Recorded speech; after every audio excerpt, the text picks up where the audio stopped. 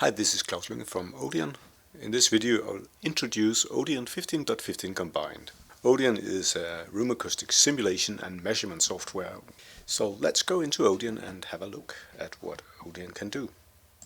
So I've opened Odeon and we go to the import from file, and I will select, just in this case, a DXF sample.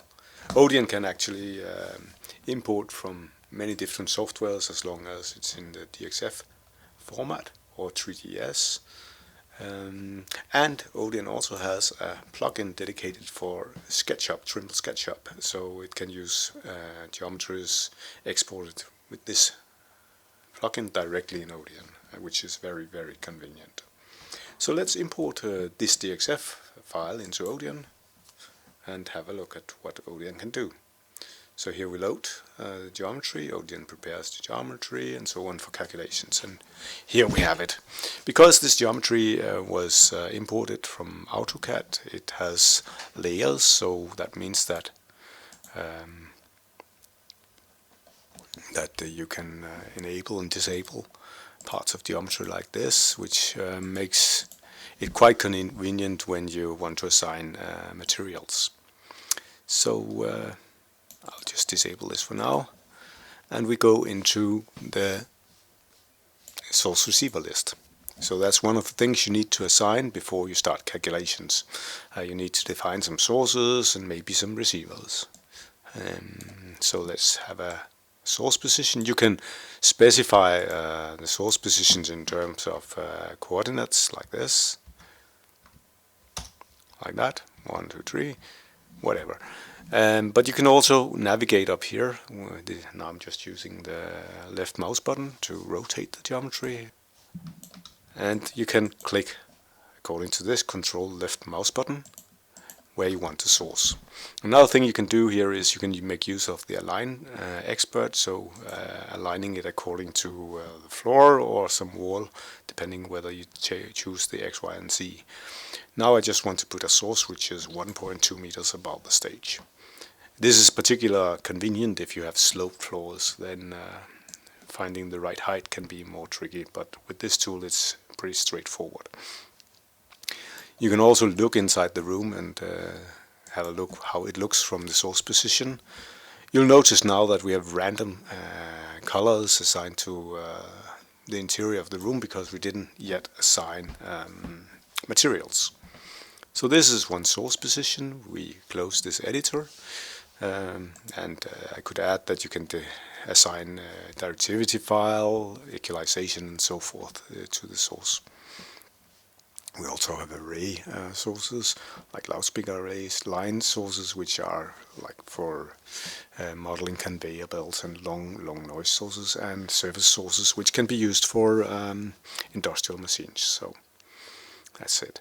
Let's have a receiver position, and again we can click on this grid. If you look from the other side, you can adjust the coordinates at that dimension of the room, and again we can make use of the align expert to give it a meaningful height above some surface. So we have one receiver position, and we could do another one, and let's put it further back in the room, like here, and again we could drop it at some predefined height like this.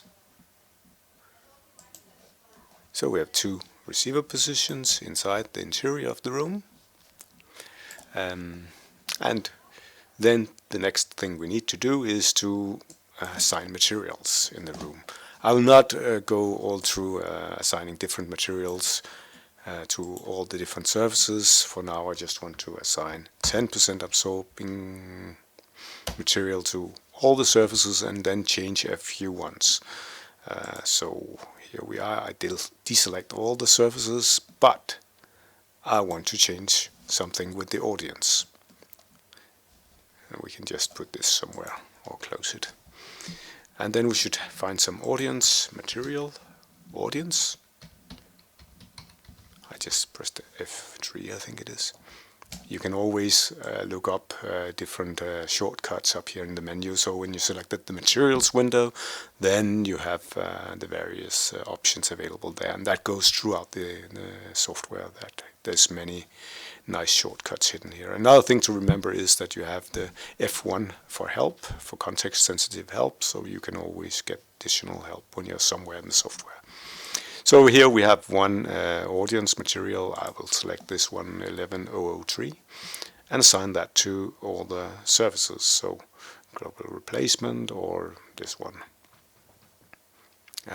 Or I could even, without selecting the layer here, I could say assign to layer. So now we have audience on the audience area. We could assign another material somewhere in the room. I'll not go into that. This is the principle. Select all, close. Okay. So here we have assigned a couple of different materials in the room. As you can see, 2 different materials. And of course a realistic room would be more complicated than that, with maybe 5, 6, 7 materials. But still, using layers, you can assign materials within a couple of minutes. So, first calculation you have is quick estimate, and that would just give you a raw indication of the reverberation time in the room. And as you can see here, that's pretty long reverberation times at the lowest frequencies. So the choice of material is not completely what we want it to be. There's other graphs, and all graphs you have inside Odion you can copy and paste. Ctrl C to copy, and then you can put them right into your report. So material overview shows where we have installed some absorption in the room, what type of materials and how many square meters Sabine. And it also shows the air absorption here, which is increasing heavily with frequency. We have another graph which is unused absorption. So if you replace one material with completely absorbing material, then these are the potential that the given material has. And then we have this graph which shows which absorption, which materials have been installed in the room. So let's continue.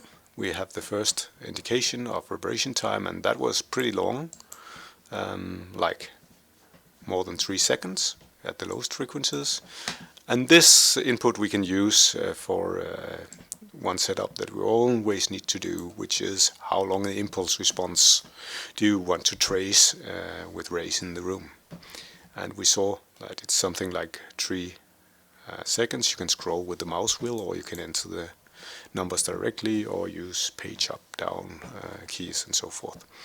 So 3 seconds is what we choose, and then there is a number here, which is number of late rays, which indicate the quality.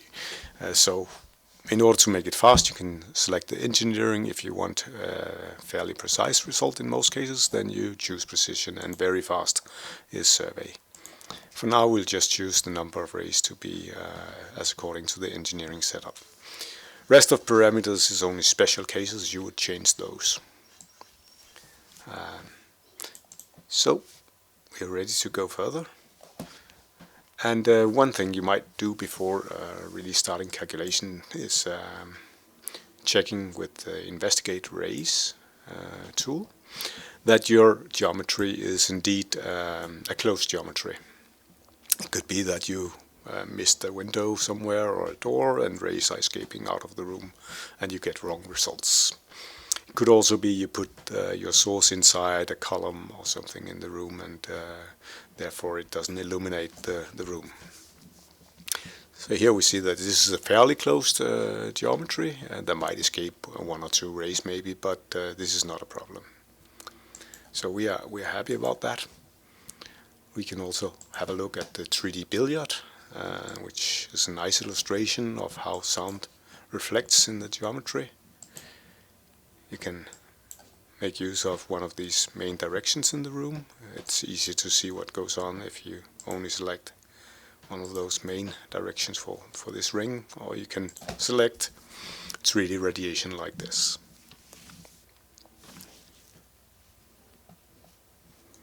I'll not cover every single tool in depth inside Odion because it's quite extensive. So those were a few examples. We saw before the rendered geometry when we were defining the source, and now when I enter it here, you can see that now we have some nicer colors, which mimics the absorption of the room. So the absorption is mapped into red, green, blue RGB values, not showing the absorption but actually showing the reflectance of the surfaces. So red, it means it reflects at low frequency, and blue, it would mean it reflects at high frequencies, so that would be membrane versus porous materials in this case for an audience area. So it's quite easy to see what type of material you have in your room and if you misplace the material somewhere. Grayscale materials, well, that means that the surface reflects equally well at all frequencies. Black absorbs everything, white reflects everything. Very easy to read. Let's go further.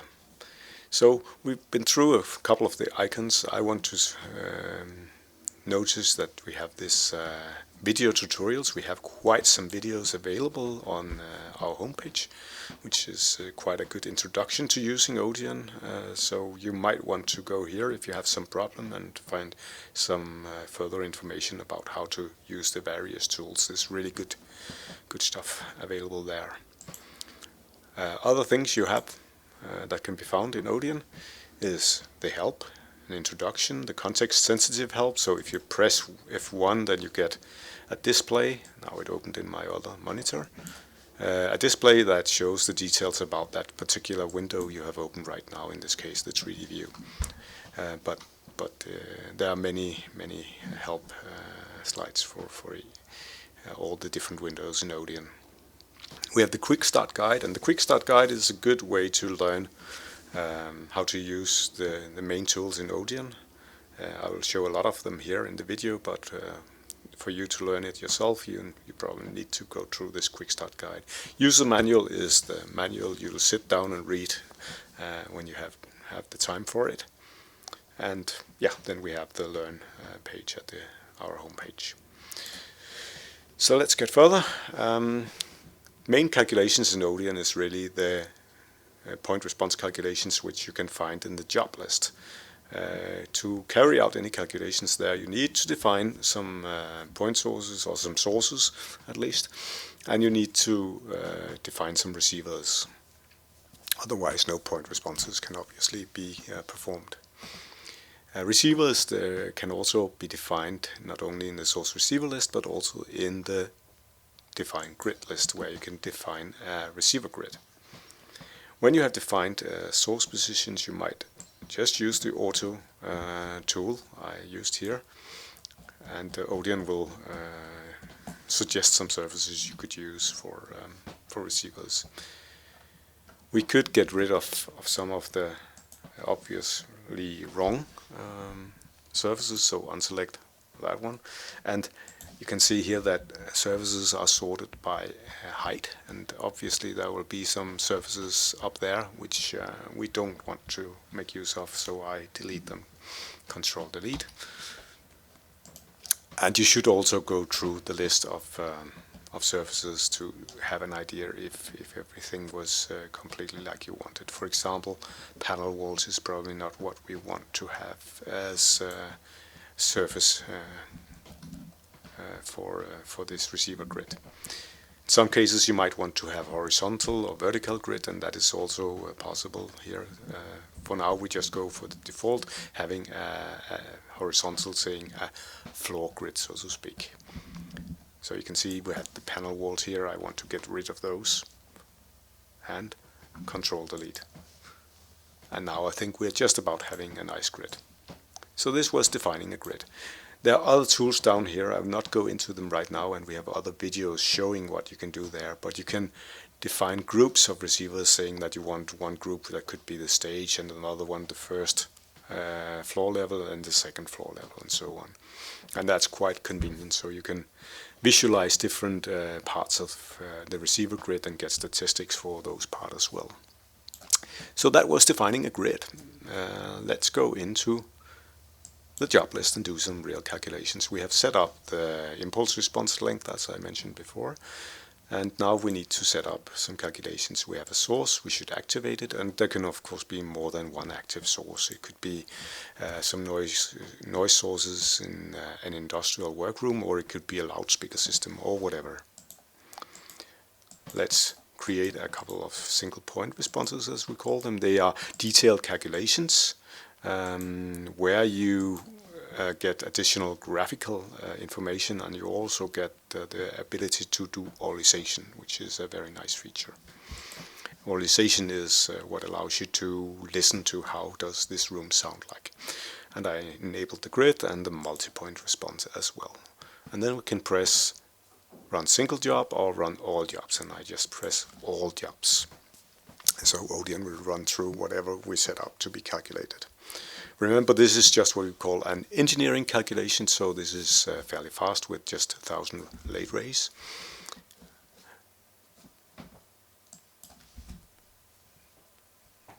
And then we calculate the grid as well, and the multi-point. And let's have a look into this single point response. So what we have here is room acoustics parameters. You can scroll through these lists. And you can also look at the parameters in terms of numbers, and there's quite some. You can look at the decay curves, and there you look fairly well this time. This is a little bit out here in the late part of the decay, which might not be completely correct, and that's due to the number of late rays we actually used. So if you want to spend a little bit more time on calculation, results will be better. Decay roses show how much energy you get from different directions at different times. Reflection density is an evaluation of the quality of results, and that should be somewhere between 25 and 100 reflections per milliseconds. Reflectogram allows you to trace the early reflections which are calculated with the image source method. So this is the specular part of the early reflections. And if you press F8, then you see how this particular reflection was generated. So it's back to the wall reflection, and then to the receiver. You could go further and take a later one out here, clicking it, and then F8 again. And you see that it's sidewall, and then to the receiver. Again, all the different shortcuts you have at different tab sheets in one window, you can find them here in the corresponding menu. So 3D reflection path here allows you to see the shortcuts. In the reflectogram, you can also select a group like by zooming, and then you can press F7 to show only those visible currently in the reflectogram of the early reflections. Early reflections are typically just 50 or less reflections per source, but a full impulse response is actually consisting of some 100,000 to a million reflections. It's only the early reflections which are by deterministic algorithms which are displayed here. The BRIA, or binaural room impulse response, is what you could obtain with a dummy head if you put it at the receiver position when the source emits an impulse, a perfect direct function. So this is like a dummy head, left ear, right ear, and if you convolve these two impulse responses with a signal, then you'll get a binaural representation of that signal, and you can listen to it. And a few other curves is available here. You can also do auralization, so streaming a convolution allows you to listen to a signal through that source. So here we have it. I play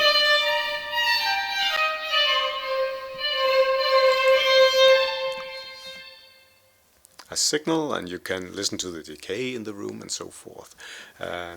All reflections in the auralization have their directional information assigned, so that means that you can even hear where flutter echo comes from, or that sound in a cathedral comes from the main gallery and so forth.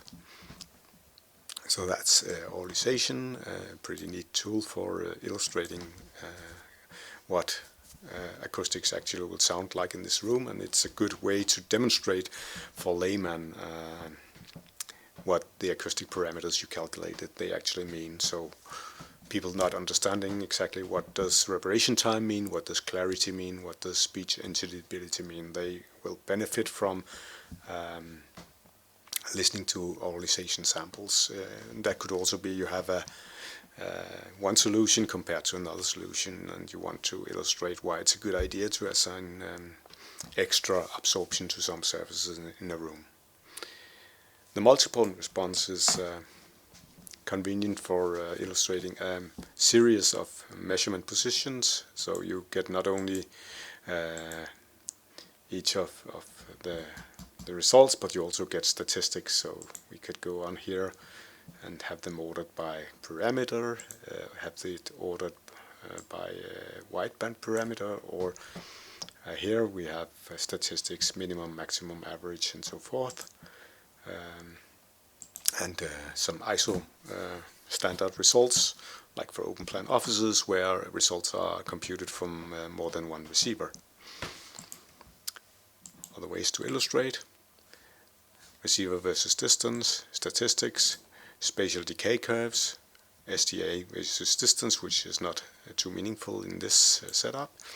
And then we can even show simulated values versus measured value. There's no measured result for this setup obviously yet. I just imported the room, but you could assign measurement results. Indeed, Odeon is also a full-featured measurement program, and we'll get back to that. The last thing I want to show here in the job list for now is the grid results. So we have mapping of each individual parameter. The grid, as we saw defined before, is for a number of discrete receivers, but when Odeon visualizes this, it will make a nice smoothed interpolation, so it looks like you had infinitely many receiver positions, so to speak. And then you can switch between the different room acoustics parameters and the different octave bands.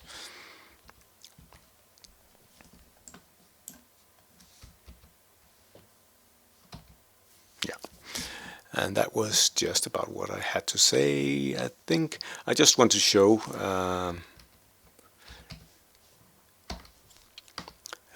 the extra two tab sheets we have here, which is distribution graph and fractals and average. So often you would actually more want to have an overall evaluation of what is the reverberation time, say for the floor level of this room or for the stage area. And then we have this cumulative distribution function, which would say that the 50% is in this case 1.47 seconds at 4,000 kilohertz. Or you could go to the fractals, where you see all frequencies at the same time. So statistics from a grid is probably the numbers you want as the end result. The grid will highlight where there are some weaknesses in this design in the room. And let's go into measurements now, just to show that there is indeed a measurement facility in this software.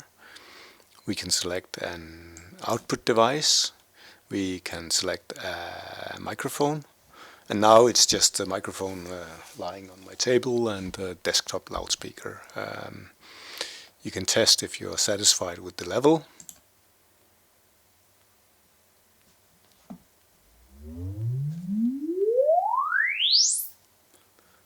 And we could apply more levels, but the other guys at Next Office might not be happy about that. So let's just try and make a measurement now. You can adjust the sweep duration. And each time you double this length of sweep duration, you will suppress the noise, the background noise in the recorded impulse response by 3 dB. So that's a nice way to get a better quality result. So let's measure.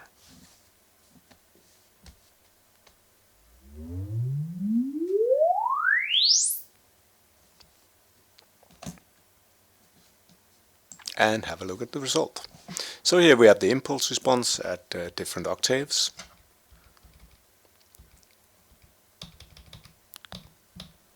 Broadband, And what Odin automatically does is it detects an onset time, it detects a truncation time for each octave band, that is. So in most cases you have an automatic processing without you needing to do anything. You can select manually if it should be needed in conditions where you have poor signal to noise ratio. So the squared decay, and here we have what constitutes pretty much what you had in the simulation, namely a decay curve with the Schrödinger curve up here, the corrected and integrated curve. We have all the decay curves for all octaves. We have the parameters, which again looks pretty much what you had in the simulation, but here we have some additional things related to background noise, which is one problem that you need to fight when you do measurements in the real world. Parameters, frequency response, Kepstrom, and the spectrogram, which is frequency versus time. So that was a very, very short run over the facilities available in Odin. I'm sure I've not covered everything, but these are the main facilities available in Odin. There's many more, and therefore to learn more about the Odin software, it's a good idea to go to our video tutorials page, where we have many videos covering in more detail some of the corners of Odin and exactly how you do things. So thank you for taking your time to watch this video introduction to Odin 15.15 combined. Thank you. And to learn more about the Odin software, you can go to the Odin homepage at odin.dk. So thank you again.